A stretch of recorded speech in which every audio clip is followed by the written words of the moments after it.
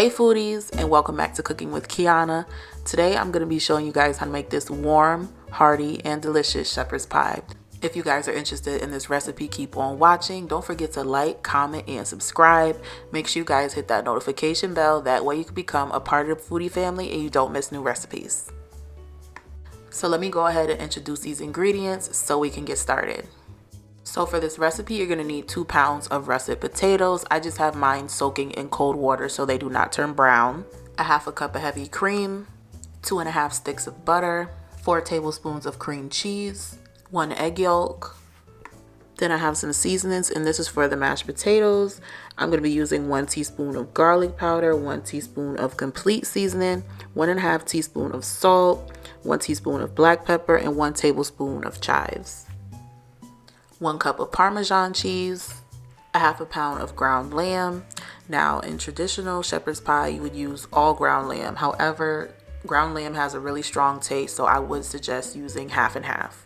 Or you can use a quarter ground lamb and majority ground beef. That is what I'm going to be doing in my recipe.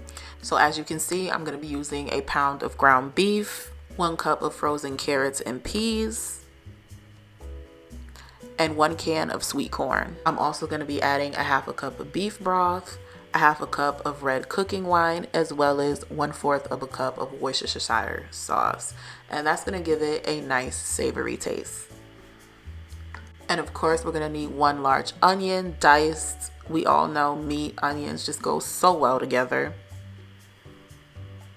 I'm going to be using some fresh herbs as well since it pairs so well with that lamb taste. I'm going to be using 4 garlic cloves, 3 sprigs of fresh thyme, and 1 sprig of rosemary. And to season up that meat, I'm going to be using 2 teaspoons of herbs de Provence, 2 teaspoons of garlic powder, 2 teaspoons of onion powder, 2 teaspoons of complete seasoning, 1 teaspoon of Lawrys seasoning, and 1 teaspoon of garlic salt, and a half a teaspoon of crushed red pepper. Alright, so now that we got our list of ingredients, we can go ahead and start cooking. So we're going to start off and we're going to put our skillet on a medium to high heat, and we're going to go ahead and add in that ground beef. We're not going to add no oil or anything because this ground beef is going to make enough fat in our pan. Then we're going to go ahead and add in that ground lamb as well. And once you're done adding that in, we're going to go ahead and break up that meat with the back of our spatula. Just make sure you really break up that meat very well. We do not want any chunks of ground beef or lamb in our shepherd's pie. So just go ahead and give that meat a good stir with your spatula. If you notice a little bit of fat is going to form at the bottom, when that starts to form, you are going to add in your diced onions. Go ahead and give that a good stir as well. So once that ground beef starts to brown a little bit, we're going to go ahead and add in the seasonings, and that is going to be the seasonings with the herbs de Provence, the onion powder, the complete seasoning, and the Lawrys. You're also going to go ahead and add in those fresh herbs. So go ahead and add in those 4 cloves of garlic as well as the fresh rosemary and the thyme. Now go ahead and give that a good stir. And we are going to keep cooking this until it is all the way brown. Once it is brown, go ahead and drain the fat. Unless you like the fat, then keep that in. Next, we are going to add in 2 tablespoons of flour just to thicken up the sauce a bit. So go ahead and give that a good stir so we can go ahead and cook out that flour. Next, you're going to add in a half a cup of the red cooking wine, as well as a half a cup of beef broth. Then we're going to go ahead and add in 1/4 of a cup of the Worcestershire sauce. I know I butchered that. Then we're going to go ahead and give that a good stir, and let me tell you, all of those herbs with that wine and beef broth is going to make this dish very savory. So at this point, you want to go ahead and give your meat sauce a taste just to decide if you want to add a little bit more seasoning to it. I didn't need to do it because it was perfect. So now we're going to add in our can of corn as well as the frozen peas and the carrots. Just go ahead and stir that in. At this point, the steam is going to cook the carrots, and it's also going to cook in the oven. So we're just going to go ahead and let that simmer for about 5 minutes. Now once we're done with that, we can move on to making our mashed potatoes. Alright, so we're going to start off with our potatoes. As you can see, they are already peeled. So we're just going to go ahead and chop them up into fours. We just want them to all be the same size, that way they can cook evenly. And if you want to cut these into bigger pieces, you can go ahead and do that. We just want to make sure they are all the same size. So if you make them big, make sure you make them all big. However, the smaller that you cut your slices, the easier it will be for you to mash this up for mashed potatoes. All right, so now that we have our potatoes, we're going to get our boiling water. And we're going to go ahead and boil these. Make sure you add a generous amount of salt to these potatoes. Go ahead and stir that in. And we're going to let these boil for about 15 minutes or until they are fork tender. All right, so now that they're done, you want to go ahead and drain that out. And I'm going to get my potato masher and we're going to go ahead and mash these potatoes. Now, once they're done mashing, we're going to go ahead and set that aside so we can get started with our milk mixture. So in a separate bowl, we're going to add 1.5 stick of butter. Go ahead and let that melt over medium to low heat. Then we're going to add in 1/2 cup of heavy whipping cream. And then we're also going to add in 4 tablespoons of cream cheese.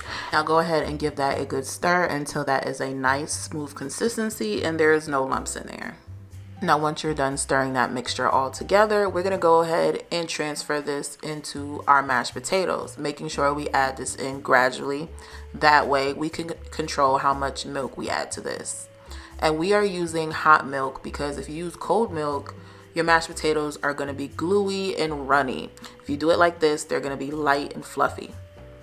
Alright, so now that I have the consistency that I want, we are going to go ahead and season up our mashed potatoes. And we are going to use the mixture with the salt, the garlic powder, the black pepper, and the chives. Go ahead and mix this all together. And of course, just like the meat mixture that we just made, you want to go ahead and taste this to see if you want to add some more seasoning to that or not. Okay, so lastly, we're going to add in 1 egg yolk and go ahead and mix that all together. And what that's going to do is when we form our shepherd's pie, it's going to make sure our mashed potatoes are nice and firm. Alright, so now that we're done with our mashed potatoes, it is time to put together our shepherd's pie. So what I'm going to do is I'm going to add that meat mixture to the bottom of our pan. Go ahead and spread that out so it is nice and level. Once we spread that out, we are going to gently add in our mashed potatoes, and that is why I have made them super creamy. That way they're easy to spread. So you want to go ahead and spread that, make sure it is level all across. And if you guys are still here watching this video, go ahead and leave me a comment below letting me know what you think of this recipe, and also let me know when you make this, are you going to use ground beef or are you going to use ground lamb? Or are you going to use a mixture of both? Alright, so now you're just going to go ahead and make sure you smear those mashed potatoes on top. Make sure it is nice and leveled. And then we're going to top it off with some Parmesan cheese. And guys, don't be stingy with that Parmesan cheese, alright? Add a good amount because that is going to get nice and crispy. And that is the best part of shepherd's pie. And lastly, we're just going to sprinkle a little bit of chives on top. You see, I stepped it up a little bit. No more parsley. No, I'm just playing, guys. But just go ahead and sprinkle a little bit of chives on top, guys. This is optional, but it does give it a good flavor. We're going to go ahead and pop this in the oven on 400 for 30 minutes. After about 30 minutes, it is going to look like this. You can take it out if you would like. But see, what I'm going to do is I'm going to put mine on broil for about 1 to 3 minutes so it can get nice, golden, and crispy on the top. Alright, so now that our shepherd's pie is done, we're going to go ahead and let that cool down for about 10 to 15 minutes. This is also going to help our shepherd's pie get nice and firm when we cut into it. As you can see, that shepherd's pie is nice and crispy. It's got that nice cheese on top, and those mashed potatoes are super creamy. Not to mention that that meat sauce is super flavorful. I hope you guys enjoyed this recipe. If you did, the recipe will be linked in the description box below. Thanks for watching, and I will see you guys in the next video.